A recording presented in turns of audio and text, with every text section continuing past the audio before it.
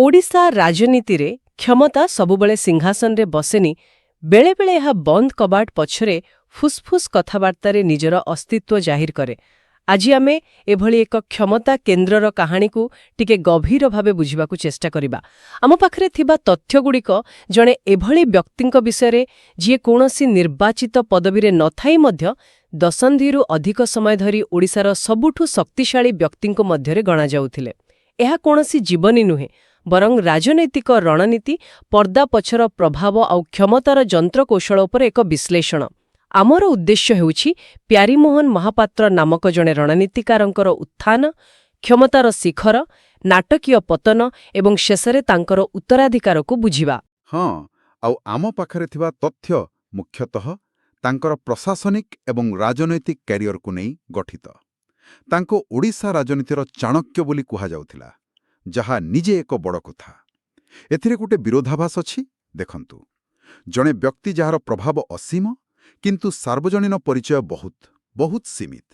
ତାଙ୍କର ଏହି ଯାତ୍ରାକୁ ବୁଝିବାକୁ ହେଲେ ଆମକୁ ଏହାକୁ ମୁଖ୍ୟତଃ 4ଟି ପର୍ଯ୍ୟାୟରେ ଦେଖିବାକୁ ପଡ଼ିବ। ପ୍ରଥମେ ଜଣେ କୁଶଳ ପ୍ରଶାସକ, ତାପରେ ଜଣେ ଶକ୍ତିଶାଳୀ କିଙ୍ଗମେକର, ତାପରେ ଜଣେ ବିଦ୍ରୋହୀ ଏବଂ ଶେଷରେ ରାଜନୈତିକ ଏକାକୀପଣ। ତେବେ ଚାଲନ୍ତୁ ପ୍ରଥମ ପର୍ଯ୍ୟାୟରୁ ହିଁ ଆରମ୍ଭ କରିବା। 1940 ମସିହାରେ ଜନ୍ମ। ଆମ ପାଖରେ ତାଙ୍କର ପିଲାଦିନ ବିଷୟରେ ବିଶେଷ ତଥ୍ୟ ନାହିଁ, କିନ୍ତୁ ତାଙ୍କ କ୍ୟାରିୟରର ମୂଳଦୁଆ ପଡ଼ିଥିଲା ଭାରତୀୟ ପ୍ରଶାସନିକ ସେବା ମାନେ ଆଇଏଏସ୍ରୁ।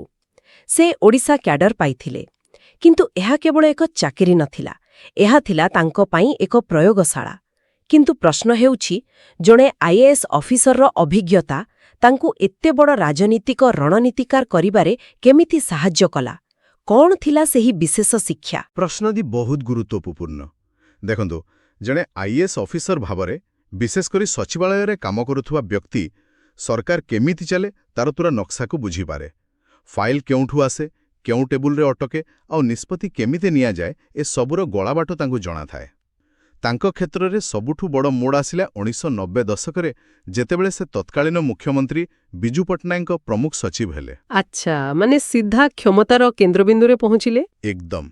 ଏହି ସମୟରେ ସେ କେବଳ ପ୍ରଶାସନ ନୁହେଁ, ରାଜନୀତିର ଭିତରି କଥାକୁ ବହୁତ ପାଖରୁ ଦେଖିଲେ। କେଉଁ ନେତାଙ୍କର କ'ଣ ଦୁର୍ବଳତା, କେଉଁ ଅଫିସର କେତେ ବିଶ୍ୱସ୍ତ, ଆଉ ରାଜ୍ୟର ରାଜନୀତିକ ସମୀକରଣ କେମିତି କାମ କରେ, ଏସବୁର ଏକ ମାନସିକ ମାନଚିତ୍ର ସେ ତିଆରି କରିସାରିଥିଲେ। ଏହି ଅଭିଜ୍ଞତା ହିଁ ତାଙ୍କ ପରବର୍ତ୍ତୀ ରାଜନୀତିକ ଜୀବନ ପାଇଁ ସବୁଠୁ ବଡ଼ ପୁଞ୍ଜି ଥିଲା। ସେ ବ୍ୟବସ୍ଥାକୁ ଭିତରୁ ଜାଣିଥିଲେ, ତେଣୁ ତାକୁ ନିୟନ୍ତ୍ରଣ କରିବା ତାଙ୍କ ପାଇଁ ସହଜ ହେଲା। ତେବେ ଏହି ପ୍ରଶାସନିକ ଜ୍ଞାନର ପୁଞ୍ଜିକୁ ନେଇ ସେ ରାଜନୀତିର ମଇଦାନକୁ ଓହ୍ଲାଇଲେ। ଆଇଏଏସ୍ରୁ ଅବସର ନେବା ପରେ ଆରମ୍ଭ ହେଲା ତାଙ୍କ ଜୀବନର ସବୁଠାରୁ ଚର୍ଚ୍ଚିତ ଅଧ୍ୟାୟ, ଯାହାକୁ ଆମେ ଚାଣକ୍ୟ ପର୍ଯ୍ୟାୟ କହୁଛେ। ବିଜୁ ଜନତା ଦଳ ବା ବିଜେଡି ଗଠନ ହେଲା। ମୁଖ୍ୟ ଚେହେରା ଥିଲେ ନବୀନ ପଟ୍ଟନାୟକ, କିନ୍ତୁ କୁହାଯାଏ ପରଦା ପଛର ପ୍ରକୃତ ମାଷ୍ଟରମାଇଣ୍ଡ ଥିଲେ ପ୍ୟାରୀମୋହନ ମହାପାତ୍ର। ଏଠାରେ ତାଙ୍କ ପ୍ରଭାବର ବ୍ୟାପ୍ତିକୁ ଦେଖିଲେ ଆଶ୍ଚର୍ଯ୍ୟ ଲାଗେ। ଆମ ପାଖରେ ଥିବା ତଥ୍ୟ ଅନୁସାରେ 2000ରୁ 2012 ପର୍ଯ୍ୟନ୍ତ ବିଜେଡିର ପ୍ରତ୍ୟେକ ନିର୍ବାଚନ ବିଜୟ ପଛରେ ତାଙ୍କ ରଣନୀତିର ବଡ଼ ହାତ ଥିଲା। ସେ କେବଳ ନିର୍ବାଚନୀ ଷ୍ଟ୍ରାଟେଜି କରୁନଥିଲେ, ବରଂ କେଉଁଠି କିଏ ପ୍ରାର୍ଥୀ ହେବ, ମନ୍ତ୍ରିମଣ୍ଡଳରେ କିଏ ରହିବ, ଏପରିକି କେଉଁ ଜିଲ୍ଲାରେ କେଉଁ ଆଇଏଏସ୍ ବା ଆଇପିଏସ୍ ଅଫିସରଙ୍କୁ ପୋଷ୍ଟିଂ ଦିଆଯିବ, ଏସବୁ ନିଷ୍ପତ୍ତିରେ ତାଙ୍କର ଗୁରୁତ୍ୱପୂର୍ଣ୍ଣ ଭୂମିକା ରହୁଥିଲା। ଏହି ଯେଉଁ ଅଫିସରମାନଙ୍କର ବଦଳି କଥା ଆସିଲା, ଏହା ଶୁଣିବାକୁ ଏକ ସାଧାରଣ ପ୍ରଶାସନିକ କାମ ପରି ଲାଗେ। କିନ୍ତୁ ରାଜନୀତିରେ ଏହାର ଗୁରୁତ୍ୱ କେତେ? ଏହା କେମିତି ଜଣଙ୍କୁ ଏତେ ଶକ୍ତିଶାଳୀ କରିପାରେ? ବହୁତ ବଡ଼ ପ୍ରଶ୍ନ। ଦେଖନ୍ତୁ, ଭାରତୀୟ ରାଜନୀତିରେ ପ୍ରଶାସନିକ ଅଧିକାରୀଙ୍କ ବଦଳି ଉପରେ ନିୟନ୍ତ୍ରଣ ରଖିବା କ୍ଷମତାର ସବୁଠୁ ବଡ଼ ଚାବିକାଠି। ଏହା କେବଳ କାହାକୁ କେଉଁଠି ପୋଷ୍ଟିଂ ଦେବା କଥା ନୁହେଁ। ଏହାଦ୍ୱାରା ଆପଣ ବିଶ୍ୱସ୍ତତା ସୁନିଶ୍ଚିତ କରନ୍ତି, ଜିଲ୍ଲା ସ୍ତରରୁ ଆସୁଥିବା ସୂଚନାର ପ୍ରବାହକୁ ନିୟନ୍ତ୍ରଣ କରନ୍ତି, ସରକାରୀ ଯୋଜନାଗୁଡ଼ିକ ଠିକ୍ ଭାବରେ ଲାଗୁ ହେବ ନା ଜାଣିଶୁଣି ତାକୁ ଡେରି କରାଯିବ ତାହା ନିର୍ଦ୍ଧାରଣ କରନ୍ତି। ସରକାର ଯଦି ଗୋଟିଏ ଶରୀର, ତେବେ ପ୍ରଶାସନ ହେଉଛି ତାର ସ୍ନାୟୁତନ୍ତ୍ର, ଆଉ ସେହି ସ୍ନାୟୁତନ୍ତ୍ରର ମୁଖ୍ୟ ସୁଇଚ୍ ଉପରେ ତାଙ୍କର ହାତ ଥିଲା। ଆଚ୍ଛା, ଏହି କାରଣରୁ ହିଁ ତାଙ୍କୁ ବିଜେଡି ଭିତରେ ଏକ ସମାନ୍ତରାଳ ପାୱାର ସେଣ୍ଟର ବା ଶକ୍ତି କେନ୍ଦ୍ର ବୋଲି କୁହାଯାଉଥିଲା।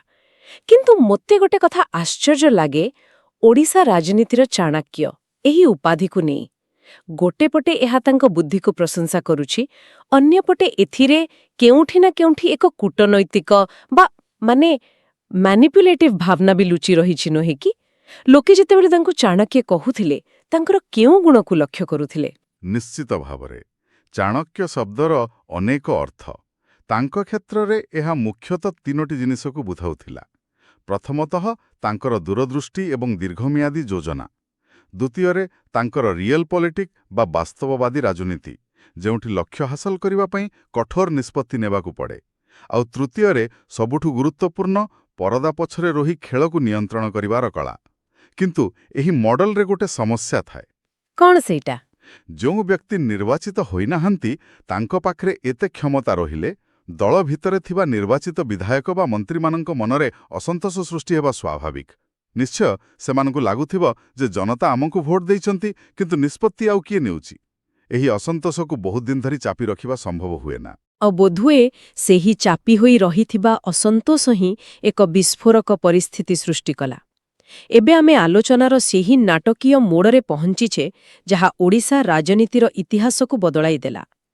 ତାରିଖ ଥିଲା ମେ 29, 2012। ମୁଖ୍ୟମନ୍ତ୍ରୀ ନବୀନ ପଟ୍ଟନାୟକ ବିଦେଶ ଗସ୍ତରେ। ଆଉ ଏପଟେ ଭୁବନେଶ୍ୱରରେ ପ୍ୟାରୀମୋହନ ମହାପାତ୍ରଙ୍କ ବାସଭବନରେ ଗୋଟେ ପରେ ଗୋଟେ ଗାଡ଼ି ଲାଗୁଥିଲା। ହଁ, ସେଦିନ ସନ୍ଧ୍ୟାରେ ଅନେକ ବିଜେଡି ବିଧାୟକ ଏବଂ କିଛି ମନ୍ତ୍ରୀ ତାଙ୍କ ଘରେ ଏକାଠି ହୋଇଥିଲେ। ଏହି ବୈଠକର ଉଦ୍ଦେଶ୍ୟ କ'ଣ ଥିଲା ତାହାକୁ ନେଇ ଆଜି ବି ବିତର୍କ ହୁଏ। କିନ୍ତୁ ଦଳର ନେତୃତ୍ୱ ଏହାକୁ ଏକ କ୍ଷମତା ପରିବର୍ତ୍ତନର ଉଦ୍ୟମ ବା ଏକ ପ୍ରକାରର ରାଜନୈତିକ ବିଦ୍ରୋହ ଭାବରେ ଦେଖିଲେ। ଏହି ଖବର ଯେମିତି ନିଆଁ ଭଳି ବ୍ୟାପିଗଲା। କଳ୍ପନା କରନ୍ତୁ ସେହି ପରିସ୍ଥିତି। ରାଜ୍ୟର ମୁଖ୍ୟ ଶାସକ ଦେଶ ବାହାରେ, ଆଉ ଏଠି ତାଙ୍କର ସବୁଠୁ ବିଶ୍ୱସ୍ତ ସହଯୋଗୀଙ୍କ ଘରେ ଦଳର ବିଧାୟକମାନେ ଏକାଠି ହେଉଛନ୍ତି। ଏହା ତାଙ୍କର ରାଜନୈତିକ ଜୀବନର ସବୁଠୁ ବଡ଼ ଗ୍ୟାମ୍ବଲ ବା ବାଜି ଥିଲା, ଯାହାର ପରିଣାମ ବହୁତ ଭୟଙ୍କର ହେଲା। ଖବର ପାଇବା ମାତ୍ରେ ନବୀନ ପଟ୍ଟନାୟକ ବିଦେଶରୁ ହିଁ ପୂରା ସ୍ଥିତିକୁ ନିଜ ନିୟନ୍ତ୍ରଣକୁ ନେଇ ଆସିଲେ। ଫୋନ୍ କଲ୍ ମାଧ୍ୟମରେ ସବୁକିଛି ପରିଚାଳନା କରାଗଲା। ପ୍ୟାରୀମୋହନ ମହାପାତ୍ରଙ୍କୁ ପ୍ରଥମେ ଦଳରୁ ନିଲମ୍ବିତ କରାଗଲା ଏବଂ ପରେ ସବୁଦିନ ପାଇଁ ବହିଷ୍କାର କରାଗଲା। ତାଙ୍କର ନିକଟତର ଥିବା ମନ୍ତ୍ରୀ ଓ ପଦାଧିକାରୀମାନଙ୍କୁ ମଧ୍ୟ ନିଜ ପଦ ହରାଇବାକୁ ପଡ଼ିଲା। ମାତ୍ର 24 ଘଣ୍ଟା ଭିତରେ ସବୁକିଛି ଓଲଟପାଲଟ ହୋଇଗଲା। ଯିଏ କାଲି ପର୍ଯ୍ୟନ୍ତ ରାଜ୍ୟର ଦ୍ୱିତୀୟ ଶକ୍ତିଶାଳୀ ବ୍ୟକ୍ତି ଥିଲେ, ସେ ହଠାତ୍ ରାଜନୈତିକ ଦୃଶ୍ୟପଟରୁ ବାହାରେ। ଏହା ଏକ ରାଜନୈତିକ ଭୂକମ୍ପଠାରୁ କମ୍ ନଥିଲା। ଏହି ଗୋଟିଏ ଘଟଣା ଦଳର ମୁଖ୍ୟ ରଣନୀତିକାର ଭାବରେ ତାଙ୍କର ଯୁଗର ସମ୍ପୂର୍ଣ୍ଣ ଅନ୍ତ ଘଟାଇଲା। ରାଜନୀତିରେ ଭାଗ୍ୟ କେତେ ଶୀଘ୍ର ବଦଳିପାରେ ଏହା ତାର ଏକ ବଡ଼ ଉଦାହରଣ। ଏଠାରୁ ଆରମ୍ଭ ହେଲା ତାଙ୍କ ଯାତ୍ରାର ତୃତୀୟ ପର୍ଯ୍ୟାୟ, ବିଦ୍ରୋହୀଙ୍କ ଚାଲ। ଦଳରୁ ବହିଷ୍କୃତ ହେବା ପରେ ସେ ଚୁପ୍ ବସିନଥିଲେ। ହଁ, ସେ ନିଜର ରାଜନୈତିକ ଅସ୍ତିତ୍ୱକୁ ବଞ୍ଚାଇ ରଖିବାକୁ ଚେଷ୍ଟା କଲେ। 2013 ମସିହାରେ ସେ ଏକ ନୂଆ ରାଜନୈତିକ ଦଳ ଗଠନ କଲେ, ଓଡ଼ିଶା ଜନମୋର୍ଚ୍ଚା ବା ଓଜେଏମ୍। ଏହାକୁ ସେ ବିଜେଡିର ଏକ ବିକଳ୍ପ ଭାବରେ ଉପସ୍ଥାପନ କରିବାକୁ ଚାହୁଁଥିଲେ। ଜଣେ ମାଷ୍ଟର ଷ୍ଟ୍ରାଟେଜିଷ୍ଟ ଏବେ ସିଧାସଳଖ ଜନତାଙ୍କ ପାଖକୁ ଯାଉଥିଲେ।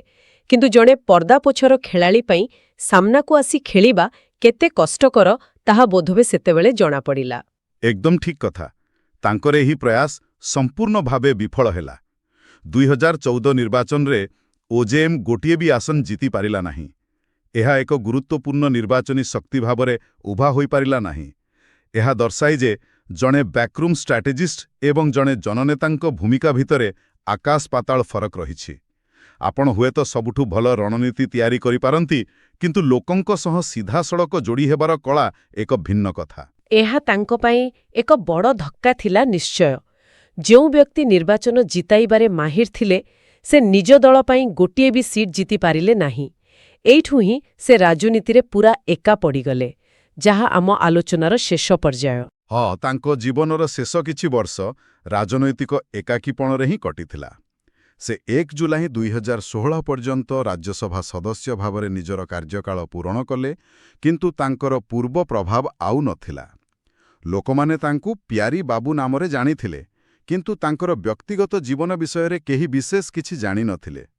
ଏହି ରହସ୍ୟମୟତା ତାଙ୍କ ଭାବମୂର୍ତ୍ତିର ଏକ ଅଂଶ ଥିଲା, ଯାହା ଶେଷ ପର୍ଯ୍ୟନ୍ତ ରହିଲା। ତାଙ୍କର ଶେଷ ସମୟ କେମିତି ଥିଲା? ସେ ଫୁସ୍ଫୁସ୍ କର୍କଟ ରୋଗରେ ପୀଡ଼ିତ ଥିଲେ। 19 ମାର୍ଚ୍ଚ 2017ରେ 77 ବର୍ଷ ବୟସରେ ମୁମ୍ବାଇର ଏକ ଡାକ୍ତରଖାନାରେ ତାଙ୍କର ଦେହାନ୍ତ ହେଲା। ଏଠାରେ ଗୋଟିଏ କଥା ଲକ୍ଷ୍ୟ କରିବା ଭଳି, ତାଙ୍କର ଶେଷ ସମୟରେ ଶାସକ ଦଳ ସହ ତାଙ୍କର କୌଣସି ସମ୍ପର୍କ ନଥିଲେ ମଧ୍ୟ ତାଙ୍କ ମୃତ୍ୟୁ ପରେ ବିଭିନ୍ନ ଦଳର ଅନେକ ବରିଷ୍ଠ ନେତା ରାଜ୍ୟ ରାଜନୀତିରେ ତାଙ୍କର ଭୂମିକାକୁ ସ୍ୱୀକାର କରି ଶ୍ରଦ୍ଧାଞ୍ଜଳି ଦେଇଥିଲେ। ଏହା ଦର୍ଶାଏ ଯେ ତାଙ୍କର ପ୍ରଭାବକୁ କେହି ଅସ୍ୱୀକାର କରିପାରିବେ ନାହିଁ, ସେ ଶତ୍ରୁ ହୁଅନ୍ତୁ ବା ମିତ୍ର। ତେବେ ଏଇ ପୂରା ଯାତ୍ରାକୁ ଦେଖିଲେ ତାଙ୍କର ଉତ୍ତରାଧିକାର ବା ଲେଗେସି କ'ଣ? ତାଙ୍କୁ କେମିତି ମନେ ରଖାଯିବ?